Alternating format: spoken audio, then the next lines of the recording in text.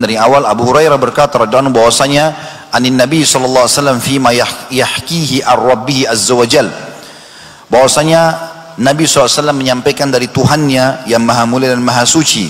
Qala aznaba abdun faqala Allahumma ighfirli dhanbi. Seseorang hamba telah berbuat dosa, lalu dia tahu dia punya Tuhan, kemudian dia mengatakan ampunilah dosaku dengan tulus. Faqala tabaraka wa ta'ala aznaba abdi dhanban fa'alima anna lahu rabban yaghfiru dzam wa ya'khudhu bidzam thumma 'ada fa'aznab. Bahwasanya hambaku telah mengetahui bahwasanya dia punya Tuhan yang bisa mengampuni dosa-dosanya dan juga memaafkan dosa-dosa tersebut, lalu kemudian dia kembali berbuat dosa. Faqala, Allah pun berfirman atau dia pun mengatakan, ay rabbi ikfirli dzambi, ya Tuhanku ampunilah dosaku lagi. Artinya kata sebagian ulama hadis, pada saat dia melakukan dosa dia bertobat nasuha, Allah terima. Beberapa tahun kemudian terulang lagi dia melakukan dosa tanpa dia maksudkan ingin mengulang pada saat dia taubat yang awal. Faqala tabaraka wa ta'ala, maka Allah pun berfirman di taubat dia yang kedua, abdi aznaba dzamban fa'alima anna lahu rabban yaghfiru dzam wa ya'khudhu bidzam.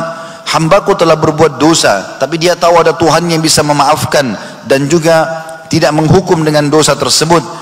Thumma 'ada fa'aznab, namun dia terulang atau ketiga kalinya dia melakukan dosa itu lagi.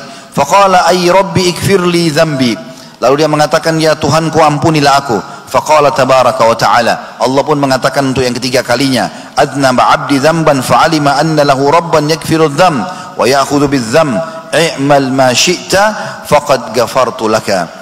Bahwasanya hambaku telah berbuat dosa dan dia tahu dia punya Tuhan yang bisa memaafkan dosa-dosa itu, maka Allah pun berfirman, berbuatlah setelah itu sesukamu maka aku akan memaafkan dosamu.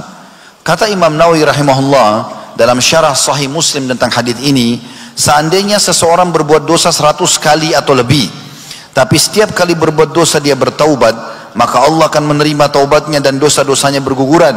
Begitu juga seandainya dia langsung bertobat atas seluruh dosa-dosanya, maka akan diterima taubatnya. Dan maksud dari firman Allah, berbuatlah sesuka hatimu karena sungguhnya aku telah memaafkanmu, adalah setiap kali engkau berbuat dosa dan mau bertobat dan menyesali perbuatannya atau perbuatanmu, niscaya aku akan mengampunimu.